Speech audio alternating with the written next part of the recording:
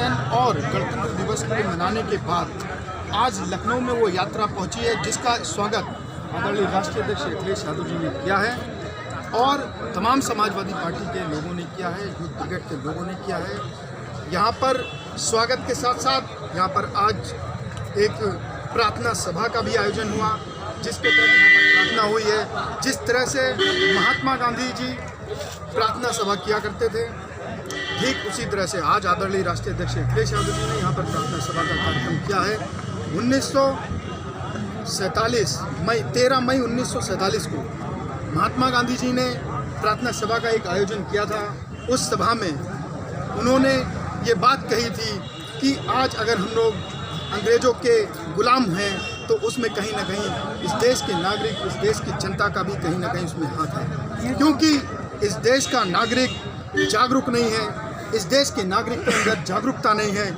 इसलिए उसका पूरा फ़ायदा हम लोग उठा रहे हैं। ठीक उसी तरह से आज यहाँ पर प्रार्थना हुई है, आदरणीय राष्ट्रीय अध्यक्ष अखिलेश यादव जी के नेतृत्व में हुई है और उसमें ये बात कहा गया है, उस प्रार्थना में ये कहा गया है कि किसी तरह से इस देश के नागरिकों को इस प्रार्थना के माध्यम से हम लोगों ने प्रार्थना करके और दुआ करके ये आग्रह किया है, ईश्वर से ये कामना की है कि जल्द से जल्द इस देश के भी नागरिकों के अंदर जागरूकता आए और वो जागृत हों, ताकि इस झूठे जुमलेबाजों इन सांप्रदायिक ताकतों को इस देश से उखाड़ करके फेंकने का काम करें। ये जो गांधी यात्रा निकाली जा रही है, ये इसका मुख्य उद्देश्य क्या है?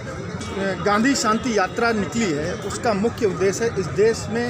सत्य, अहिंसा और शांति को फैलाने के लिए ये यात्रा निकली हुई है। तमाम प्रदेशों में होकर के इस लखनऊ राजधानी में, उत्तर प्रदेश की राजधानी लखनऊ में ये जो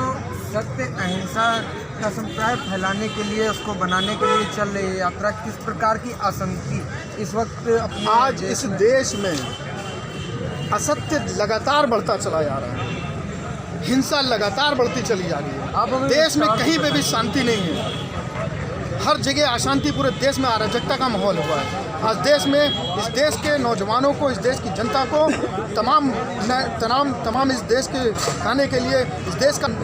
इस देश का आज जो मेन मुद्दा है, देश की कानून व्यवस्था है, इस देश में बढ़ती महंगाई है, इस देश में बढ़ती बेरोजगारी है, लेकिन तमाम मुद्दों से भटकाने के लिए ये लोग तमाम तरह के NRC, NPR और CA जैसे काले कानून को लाकर ये जो NPR, NRC, CA जैसा कानून जो पारित हुआ है, इसके बाद लगातार देश के कोने कोने में, हर राज्य में इसका कड़ा विरोध प्रदर्शन देखने को मिल रहा है। इस विषय में आप क्या कहना चाहेंगे? आपकी राजधानी लखनऊ के घंटाघर पे भी ये बीते 9 दिन पूरे हो चुके हैं, आज 10वां दिन है, ये प्रदर्शन लगातार जारी है। और कल जब हम लोग वहाँ कवरिंग के दौरान गए थे तो वहाँ की महिलाओं का ये कहना था कि जहाँ देश के एक तरफ 71वां गणतंत्र दिवस यानी कि आज़ादी का जश्न मनाया जा रहा है, तो दूसरी तरफ आज़ादी की मांग की जा रही है। इस विषय पे आप क्या कहना चाहेंगे? हमारे देश में सिर्फ लखनऊ के घंटाघर पर ही नहीं, शाहीन बाग से लेकर के, इलाहाबाद के रोशन बाग से लेकर के, गया के शांति पार्क से लेकर के,